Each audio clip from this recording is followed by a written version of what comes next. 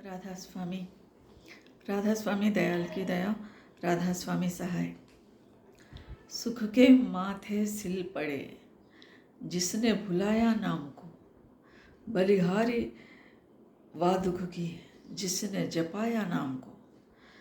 आदि संत कबीर साहब कहते हैं कि सुख के माथे सिल पड़े, सुख के मस्तिष्क पे, माथे के ऊपर, सिर के ऊपर पत्थर गिरने दो, क्योंकि वो सुख मुझे नहीं चाहिए। सुख के, क्योंकि वो सुख जो है नाम जपने से दूर करती हैं, नाम को भुला देती हैं। जिसने भुलाया नाम को, बलिहारी व दुख की जिसने जपाया नाम को। दुख में सब कोई उस मालिक की याद करते हैं, परमपिता परमात्मा के स्मरण करते हैं। हे प्रभु मेरा दुख दूर करो कहकर प्रार्थना करते हैं, विनती करते हैं। इसलिए वो मालिक को याद कराने वाली दुख ही श्रेष्ठ है कहते हैं। और हर इंसान दुख भोगते रहते हैं। इस दुनिया में कहीं भी सुख नहीं है। हम दुखी है, सभी दुखी है, सब जग दुखी है, क्योंकि इस दुनिया में दुख अधिक है, सुख कम है। लेकिन केवल एक सुख चाहिए, दुख नहीं होना कहकर हम नहीं कह सकते। दुख, अगर हम सुख की चाहत करें तो पीछे ही दुख दौड़ के आता है। तो कहाँ है ये सुख? कैसा है ये सुख? क्या सुख को हम स्पर्श करें? नहीं, हम स्पर्श नहीं करते। ये कैसा है किसी को भी नहीं मालूम, इसका रूप नहीं मालूम, रंग नहीं मालूम, कुछ नहीं मालूम। और ये उदाहरण के लिए स्थूल का उत्पत्ति कहाँ है? ये स्थूल शरीर है हमारा। इस स्थूल शरीर में 10 इंद्रियाँ हैं, 5 कर्मेंद्रियाँ हैं, 5 ज्ञानेंद्रियाँ हैं। और इसका संचालन, और ये 10 इंद्रियाँ जो है जड़ है, ये अपने आप काम नहीं करते। 10 इंद्रियाँ अपने आप काम नहीं करते। इसके संचालन कौन करता है? मन। मन कहाँ है? सूक्ष्म शरीर में है। मन चतुष्ट है, मन चित्त बुद्धि अहंकार का जहाँ त्रिकुटी स्थान है, वहाँ पर मन का उपजाऊ है। वो मन जो है ये 10 इंद्रियों को संचालन करती है, चलाती है। और ये 10 इंद्रियाँ जो है मन के अधीनस्थ काम करने वाले गुलाम है, मन के अधीन है और उनके गुलाम है। और ये 10 इंद्रियाँ मन के 10 घाट है। इन्हीं घाट पर बैठकर मन इन्हीं इंद्रियों के माध्यम से सुख स्वाद लेती रहती है। और मन इन्हीं स्वादों का रसिया है। और सुख भोगने वाले, आनंद, ये सुख को भोगने वाले, सुख की अनुभूति को भोगने वाले मन है। और ये मन जो है राजा है, 1.5 शरीर का राजा है। स्थूल शरीर में 10 इंद्रियों के संचालन करती, और सूक्ष्म शरीर में त्रिकुटी स्थान तक, आधा शरीर तक राजा है। ये बेचारे मन को ये नहीं मालूम कि ये भौतिक जगत में जड़ और चेतन दोनों मिश्रित है। जड़ चेतन, जड़ जो है स्तब्ध रहने वाली, ये 10 इंद्रियाँ जड़ी है, स्तब्ध है, लेकिन और गुण अवगुण मिश्रित है। ये भौतिक संसार दोनों से मिलावट है, जड़ चेतन का मिलावट है। और ये इसको ब्रह्मा जी ने जब इसके सृजन किए हैं, ब्रह्मा जी सृष्टिकर्ता विधाता जब इस जगत को बनाया है, रचा है, तब क्या करें? दोनों विरुद्ध तत्वों को मेल मिलाकर इस रचना की सृष्टि की। कौन सा विरुद्ध तत्व है? विरुद्ध तत्व जो है, इसी के बारे में रामचरितमानस, तुलसी साहब जो जिसने रामचरितमानस का रचना किए हैं, लिखे हैं, वो अपने काव्य में लिखते हैं कि ब्रह्मा सृष्टि कैसा किए हैं। कह ही वेद इतिहास पुराना, विधि प्रपंच गुण अवगुण साना। विधि माने ब्रह्मा गुण अवगुण साना, जैसा रस्सी को दोनों दोनों तरफ से बुनते हैं, वैसा ये ब्रह्मा जी जो है गुण अवगुण से कहा है। वेद इतिहास पुराना विधि प्रपंच गुण अवगुण साना, और दुख सुख पाप पुण्य दिन राति साधु असाधु सुजाति कुजाति दानव देव ऊंचर नीचु अमीय सजीवन माहुर मीचु माया ब्रह्म जीव जगदीशा लक्ष्य अलक्ष्य रंग अवनीशा सरग नरक अनुराग विरागा निगमागम गुण दोष विभागा। जड़ चेतन गुण दोषमय विश्व कीन्ह करतार संत संत हंस गुण गह ही पय परिवरि परिहरि वारि विकार कहकर लिखे हैं। यानी ब्रह्मा के इस सृष्टि में दोनों की मिलोनी है, दोनों की मिलावट है। दुख सुख पाप पुण्य दिन राति साधु असाधु, साधु लोग हैं, अच्छे लोग हैं, बुरे लोग हैं, दिन है रात है, और दुख है सुख है, और पाप है पुण्य है, और दुष्ट दानव भी है, देवता भी है, अच्छे गुण के देवता भी हैं, दानव है, राक्षस और देवता है, ऊंच और नीच, ऊंचे हैं और नीचे भी है, ऊंचे लोग हैं नीचे लोग हैं, और इस सृष्टि में अमृत भी है और विष भी है, हलाहल विष भी है। तो माया भी है, ब्रह्मा भी है, ये सब जो है जीवात्मा भी है, परमात्मा भी है। उसके अलावा इस दुनिया में लक्षाधिकारी लखपति है, लखपति है, भिखारी भी है। जो करोड़पति है, वह करोड़ों रुपया है जिसके पास है, वैसा भी है। भिखारी भी हम देखते रहते हैं, भिखारी को भी देखते रहते हैं। तो अनुराग, स्वर्ग भी है, नरक भी है, अनुराग भी है, विराग भी है। अनुरागी है, विरागी वैराग्य जिसने पा लिया है, जिसने अपना लिया है, वो भी है। विराग है, अनुराग है, धन संपत्ति है और गरीबी भी है इस दुनिया में। और गुण भी है, गुण दोष भी है, गुण भी है दोष भी है। ये सब ब्रह्मा की सृष्टि में ये सब मिला हुआ है। गुण है अवगुण है, ये सब संयुक्त रखा है उस मालिक, उस ब्रह्मा ने सृजन किया है, तब सबको मिला कर रखे हैं। उदाहरण के लिए एक कॉइन है, एक सिक्का है या रुपये का नोट है, दोनों तरफ रहना, दोनों तरफ छपा हुआ है, तभी उसका कदर है, नहीं तो नहीं, उसको बेकदर करते, उसको चलता नहीं हो।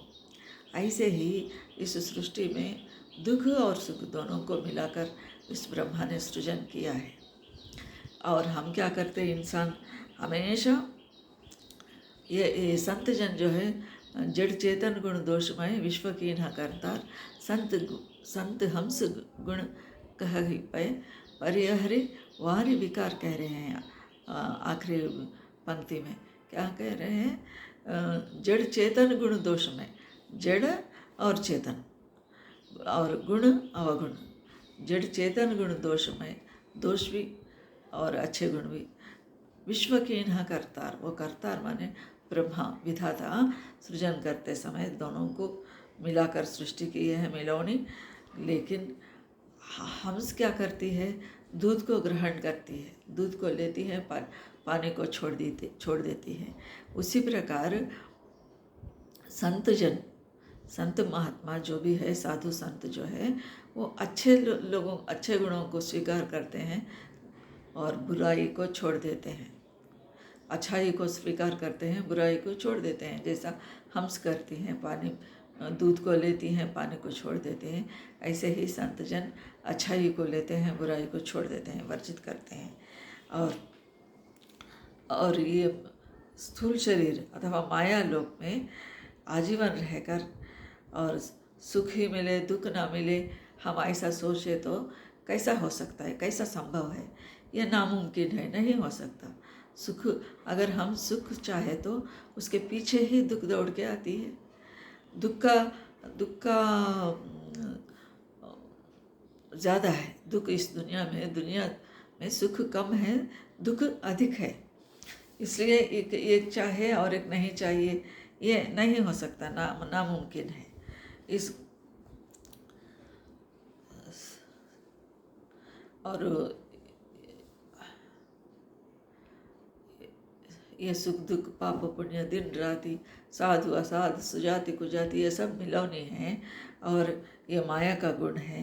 ये सुख दुख क्या है, ये सुख क्या है, ये क्षणिक अनुभूति है। इसका हम चाहते हैं सुख हमेशा रहना, सुख हमेशा रहना, दुख आना ही नहीं, लेकिन वैसा नहीं हो सकता। सुख कितना देर का है, थोड़ी देर की है, क्षणिक है। और सुख क्या है, कुछ दिनों तक रहती, आगे कुछ दिनों या कुछ मिनट या कुछ महीनों, बस उसके बाद चले जाते हैं। फिर बाद में दुख भोगना पड़ता है। थोड़ी सी तो सुख के लिए इंसान कितना कष्ट उठाता है, बहुत कष्ट कठिनाइयों को झेलकर सुख पाने की चेष्टा करता है। लेकिन ये सुख कहाँ है, सुख कहाँ।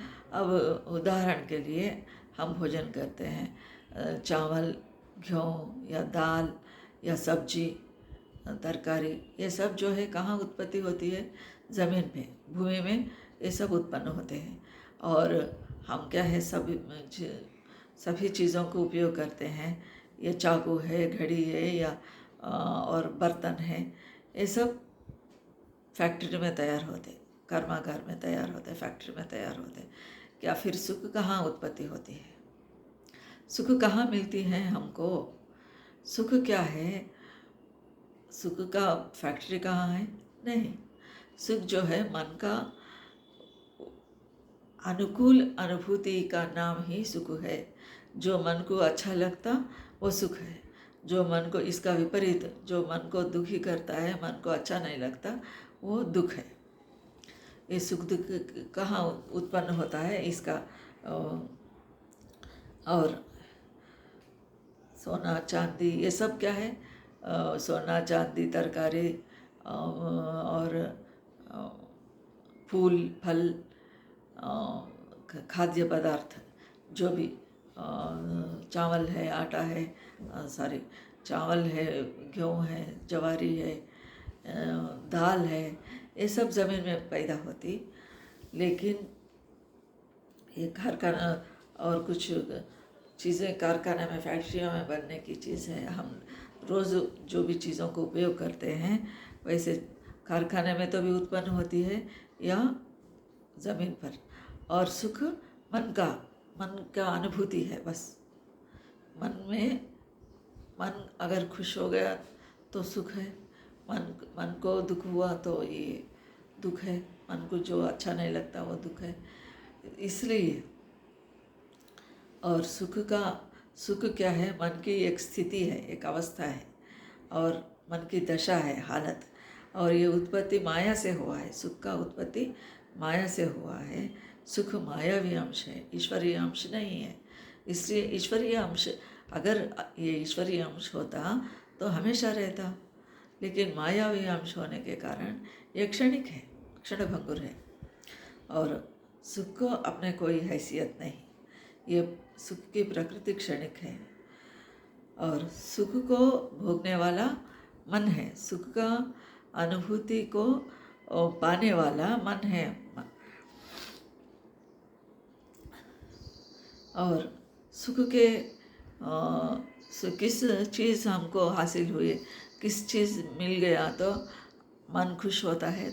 एक जो है धन है, धन सुख के कारण, वही दुख, वही धन एक विपरीत परिस्थिति में दुख का भी कारण बन सकता है। और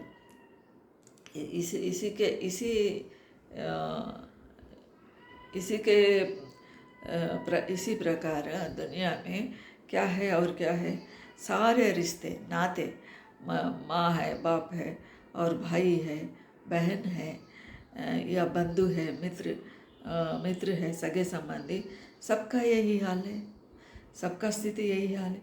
मन के अनुकूलता और प्रतिकूलता पर सुख दुख निर्भर है। पैसों के कारण ही जितना भी प्यारा दोस्त हो, प्यारे रिश्तेदार हो, प्यारे बंधु मित्र हो, माँ बाप हो, भाई बहन हो, सब विरुद्ध होते हैं पैसे के कारण से ही। ये लेन देन की दुनिया है। ये लेन देन की दुनिया में जिसके पास धन अधिक है वो अधिक दुखी है, जिसके पास अधिक धन है वो अधिक दुखी है, क्योंकि कई समस्याएं हैं इनके धन के कारण से भी कई समस्याएं हम देख रहे हैं, सुन रहे हैं। तो इसलिए धन में सुख है नहीं, धन में सुख नहीं है, फिर किसमें सुख है? ये बचाव कहाँ है? हम बचने का मार्ग कैसा है? ये मन चतुष्टय की गुलामी से निकल जाना। ये मन चतुष्टय की गुलामी करते रहती है इंद्रियां, ये सुख स्वादन की ख्वाहिश करते रहे। इसलिए इसमें नहीं फंसना चाहिए। हम सुखास्वादन के माध्यम जाकर, सुखास्वादन के लालच में जाकर हम जो है इसमें नहीं फंसना, हमारा मन नहीं फंसना चाहिए, यही कहते हैं। और ये सुख, इसलिए सुख के माथे सिल पड़े कह रहे हैं ना कबीर साहब, सुख के माथे सिल पड़े जिसने भुलाया नाम को, बलिहारी है वह दुख की जिसने जपाया नाम को, यही बात कहते हैं कबीर साहब। और एक क्या करते हैं? तन धर सुखिया काहो न देखा, जिन देखा सो दुखिया हो। जो भी शरीरधारी है वो दुखी है, दुख को भोग रहे हैं। और अवधू दुखिया भूपति दुखिया, रंग दुखी विपरीति हो। और कहे कबीर सब जग दुखिया, संत सुखी मन जीतल हो। जो मन को जीता है, संत महात्मा, संत साधु, जो मन के ऊपर अपना काबू चलाया है, मन को नियंत्रण किया है, इंद्रियों को नियंत्रण किया है, वही सुखी है। और बाकी सभी दुख को भोग रहे हैं। संत दुखी मन जीतल हो कह रहे हैं। इसलिए महाभारत के उदाहरण हम देखें तो उसमें कुंती जो पांडव की जननी है, पांडवों की माता जी है, वो कुंती क्या कहती हैं? और हमेशा दुख को ही चाहती है, कहती है कृष्ण से, श्री कृष्ण से, वो उनको हमेशा दुख की स्थिति में ही रखने के लिए ख्वाहिश करती है, मांगती है वरदान। क्या? क्योंकि दुख में ही प्रभु का स्मरण हो सकता है। दुख में ही कोई भी इंसान उस मालिक की याद करते हैं, सुमिरन करते हैं, वरना नहीं। मालिक को भूल जाते हैं। अगर सुख आ गया तो मालिक दूर रह गया। और इसे क्योंकि सुख सबको बुला देती है, बंधु मित्रों को भी। ये धन और सुख बंधु मित्र जितने भी प्यारा हो, वो जितना भी प्रेम ही हम समझते हैं, लेकिन ये मोह के कारण ये जो है एक दिन छूट जाते हैं मन के दायरे से। इसलिए मन को काबू करना है, मन के इंद्रियों को काबू करना है, मन की गुलामी नहीं करना है। दुनिया में रहते हुए, दुनिया में सारी काम, नौकरी करना, घर चलाना, घर में रहना, सभी काम करते हुए हम मन की गुलाम नहीं बनना। इससे सावधान रहना। मन की ये मन चतुष्टय में हमारा नहीं फंसना, ये सावधान से रहकर चलाना। और क्या कहते हैं, ब्याज से एक सारी दुनिया कहकर एक रसाला निकलती थी।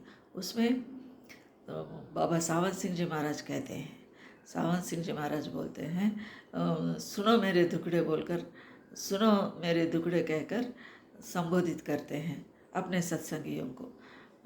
क्यों ऐसा दुखड़े कह रहे हैं? क्योंकि संत उन जानते हैं कि सभी कोई ना कोई प्रॉब्लम से, कोई ना कोई समस्या से, कोई ना कोई दुख से सब लोग सताया जा रहे हैं, इसलिए दुखड़े कह रहे हैं जन को। और उसके अलावा हमारे दाता दयाल महर्षि शिवरतलाल जी महाराज भी अपने सत्संगी नवनीत राय कहकर एक सत्संगी है, उनको लिखते हैं कि ये मालिक जो है मुझे इन सत्संगियों से बचाए, सत्संगियों से दुखी हूँ मैं, कहते हैं, क्योंकि सभी समस्याएं सुनाते रहते हैं। असली बात जो परमार्थ पाने की शिक्षा जो भी दे रहे हैं मालिक, जो भी उसको कोई भी लेना नहीं चाह रहा है।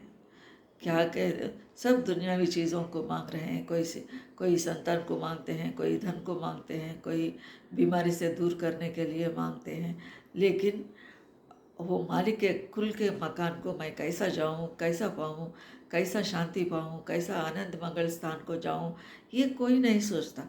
मेरा लक्ष्य क्या है, मैं किस लिए इस दुनिया में आया हूँ, और मेरे को क्या करना है, मुझे क्या करना है, मैं कहाँ जाने का है, मेरा लक्ष्य क्या है, मेरा गम्य स्थान कहाँ है, परम पिता कहाँ है, मुझे इस शरीर धारण करने के कारण बने, ये कुछ भी नहीं सोचता इंसान। इस शरीर आया मुझे, क्यों आया? अगर मैं इस आवागमन के चक्कर से छूट गया तो ये शरीर मुझे नहीं मिलता था, मैंने ये छुटकारा नहीं पाया, इसलिए मुझे ये शरीर मिला। और यह शरीर नर्तन, ये शरीर जो है दुर्लभ है। देवता लोग भी जिस शरीर के लिए तरसते हैं, वो अमूल्य शरीर मुझे मिला है। मैं इसको सदुपयोग करूं और मालिक के गोद में, मालिक के चरणों में जाऊं, ऐसा कोई भी नहीं सोचता। इसलिए दाता दुखी, ये सत्संगियों से जो दुख हो रहा है, ये मालिक मुझे बचाएं, ऐसा कहते हैं दाता दयाल जी महाराज। और परम दयाल जी महाराज भी ऐसे ही कहते हैं कि अगर आप ये सत्संगियाँ मुझे आकर तारीफ़ करते हैं, प्रशंसा करते हैं, इसलिए मैं दुखी हूँ, क्योंकि ये सब जने सत्संगी आके क्या करते हैं, मुझे ये दुख से मुझे दूर किए, मुझे वो दुख से दूर किए, ये कहते हैं। लेकिन जब आप लोग मुझे प्रशंसा करते हैं, मुझे दुख होता है, ऐसा कहते हैं। और परस्पर एक दूसरे के ऊपर चुगली खाते रहते हैं, तब भी मुझे दुख होता है। और क्या कहते हैं, आप अवतार है, आप मालिक के कुल के अवतार है, ऐसा वैसा प्रशंसा करते हैं।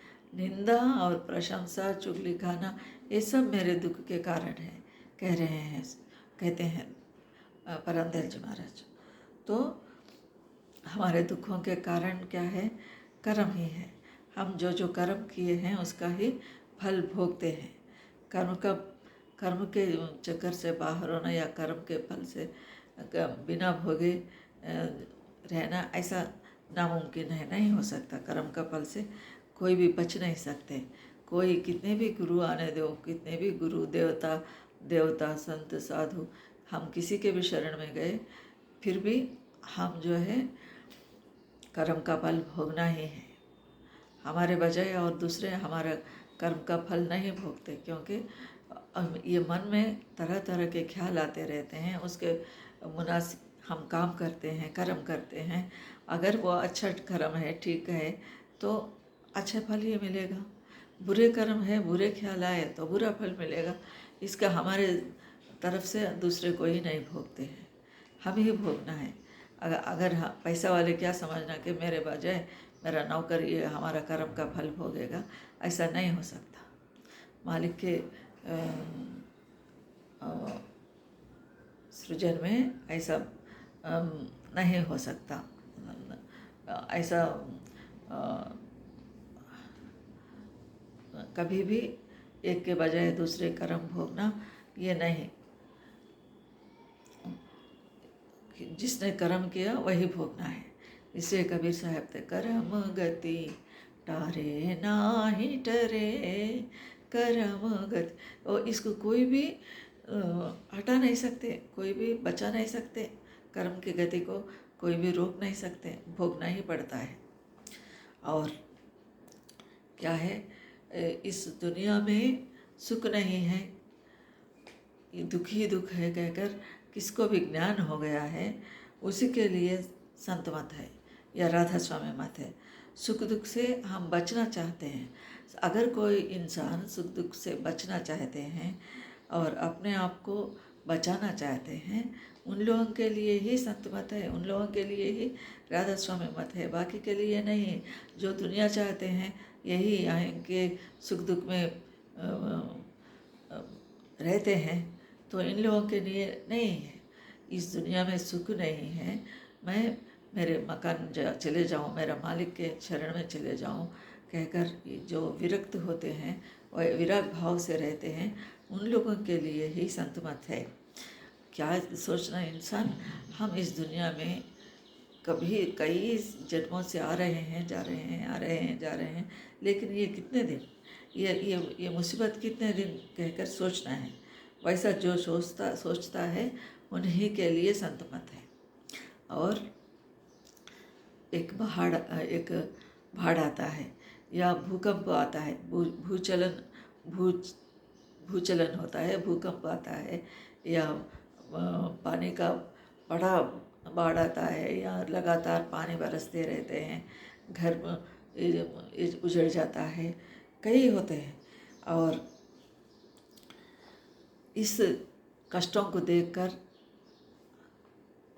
इंसान क्या करता है, सेफेस्ट जगह के जाता है, जहाँ रक्षा है, जहाँ ये उपद्रव नहीं है, जहाँ कष्ट नहीं है, अच्छी जगह है, वहाँ भाग जाता है। ऐसे ही इस दुनिया में सुख नहीं है, यहाँ दुख का निलय है कहकर ये वैराग भावना जिसको भी आता है, तब वो इंसान यहाँ से सुरक्षित जगह को जाने के लिए कोशिश करता है, प्रयत्न करता है इस दुनिया में।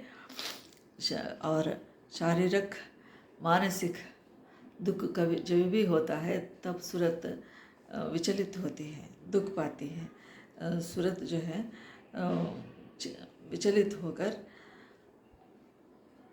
दुखी हुई है, तब ये सद्गुरु की रक्षा मिलती है। सद्गुरु जो है सहायता करते हैं, करके गुरु रूप में प्रकट होकर सुमिरन भजन ध्यान का उपदेश देते हैं। सुमिरन मनन निध्यासन ये इंसान को देते हैं, और गुरु जो नाम दिए हैं उसको निरंतर स्मरण करते रहें, तब इससे हमको छुटकारा मिलता है।